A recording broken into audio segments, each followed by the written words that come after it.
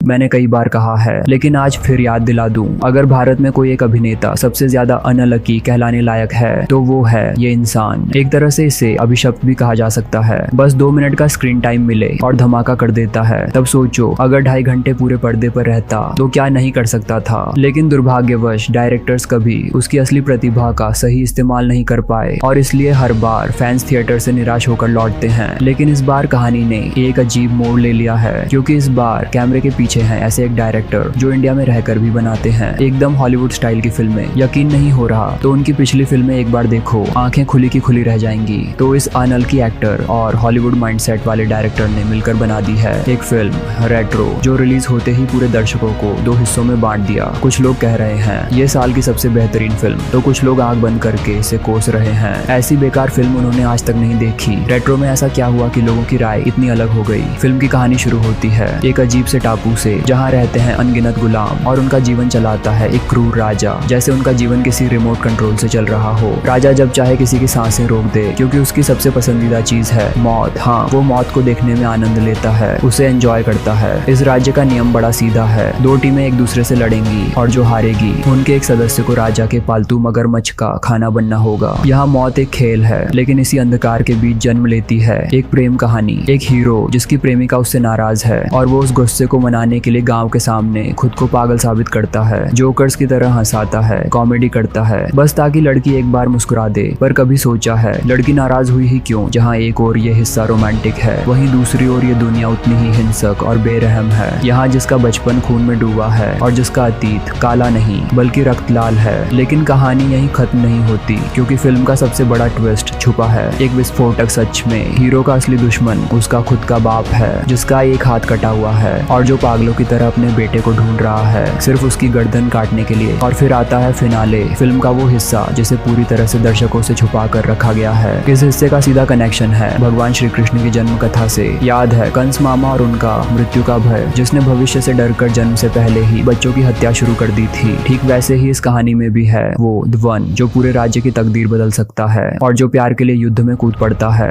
इस फिल्म की सबसे ताकतवर चीज है इसकी विजुअल्स और बैकग्राउंड स्कोर। यकीन मानो हर एक सीन को देखकर लगेगा जैसे किसी ने आंखों के सामने रंगों से कोई पेंटिंग बना दी हो और पीछे ऐसा म्यूजिक बज रहा हो जो तुम्हारी हड्डियों तक में सनसनी भर दे। फिल्म के रंग, कैमरा मूवमेंट और स्कोर मिलकर ऐसा माहौल बनाते हैं कि तुम सिर्फ ये फिल्म नहीं देखते, उसे महसूस करते हो। और एक्शन, फिल्म का एक्शन है बिल्कुल अलग लेवल का। एक सीन है जहाँ हीरो, उसकी प्रेमिका और कुछ दोस्त एक साथ दौड़ रहे हैं और उनके पीछे मौत लगी हुई है। कैमरा ठीक जैसे कोई जिंदा चीज हो चारों तरफ घूम कर दिखा रहा है कौन किसके साथ है, कौन गिर रहा है, कौन उठ रहा है। ये पूरा सीन एक ही टेक में शूट किया गया है, यानी एक ही बार में बिना किसी कट के। ये देखने के बाद अगर कोई बोले कि इंडियन सिनेमा कुछ नया नहीं कर सकता ये, तो उसे बस ये सीन दिखा देना चुप हो जाएगा। हालांकि ये फिल्म सबको पसंद आएगी ऐसा नहीं है, क्योंकि फिल्म लाइनियर नहीं है, यानी सीधी रेखा में नहीं चलती। ये कभी समय को तोड़ देती है, कभी कहानी को मोड़ देती है, कभी ऐसा लगता है जैसे कोई परी कथा चल रही हो, तो कभी लगता है जैसे कोई डार्क थ्रिलर। जिन लोगों को पेशेंस के साथ फिल्में देखने की आदत नहीं है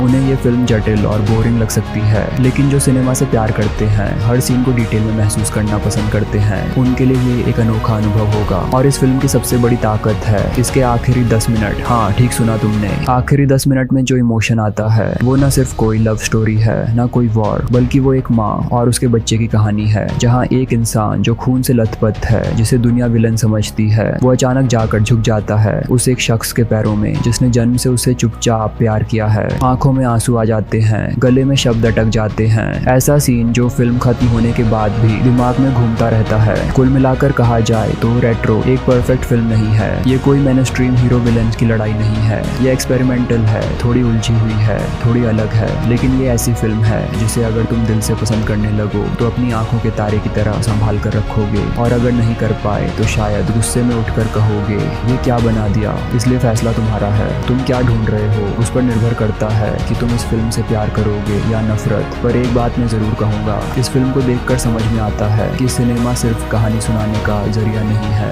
ये एक एहसास है, एक कला है, और रेट्रो ने इस कला को अपने तरीके से गढ़ा है। अगर तुम्हें ऐसी अलग दो गहराई वाली फिल्में पसंद हैं तो ये तुम्हारे लिए है, और अगर तुम बस टाइम पास करने आए हो तो ये फिल्म तुम्हें कंफ्यूज कर सकती है। क्या तुम ऐसी फिल्में पसंद करते हो जो तुम्हें सोचने पर मजबूर कर दे?